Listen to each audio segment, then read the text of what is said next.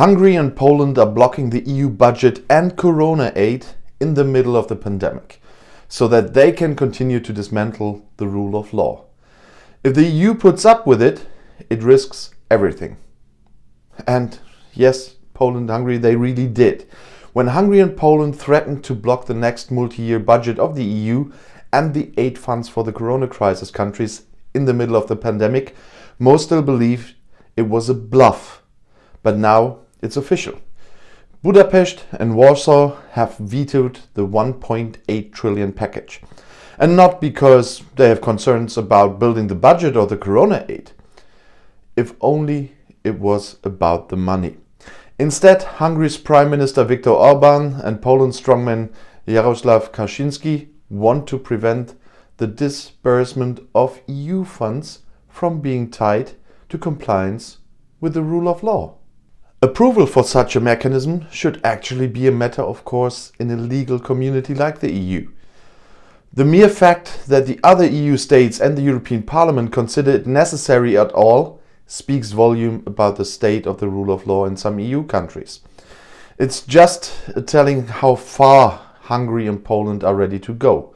They abuse the EU budget and the corona crisis to force the rest of the EU to give up the rule of law mechanism. This is political vandalism that not only harms the pandemic and the victims in Italy or Spain, but also the populations of Poland and Hungary. And it's Orbán's and Kaczynski's open admission that they have finally said goodbye to the community of values that the EU still sees itself as. Such brutal action against the rule of law mechanism shows that it is extremely important for Orbán and Kaczynski to continue to be in a position to ensure their own power, to bring the media into line, to corrupt the judiciary and to ignore parts of the civil society critical of the government. So important that they are ready, if necessary, becoming a pariah in the EU and losing billions of euros. Anyone who acts like this in the midst of a crisis with hundreds of thousands of deaths denies the community the last bit of solidarity. If the EU puts up with that, it can also dissolve itself. It should therefore seriously consider what Marek Prawda, Poland's former EU ambassador and today's representative of the EU Commission in Warsaw, recently proposed. To replace the 750 billion euro corona aid package from the regular budget and to reissue it in the form of multilateral agreements. Poland and Hungary could no longer block and did not receive a cent from the funds. That would be a painful loss.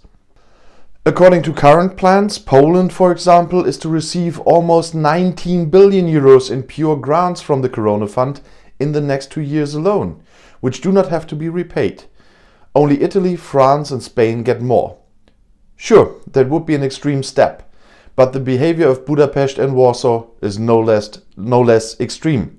In addition, financial pressure seems to be the only means of the EU to keep these member states from sliding into autocracy.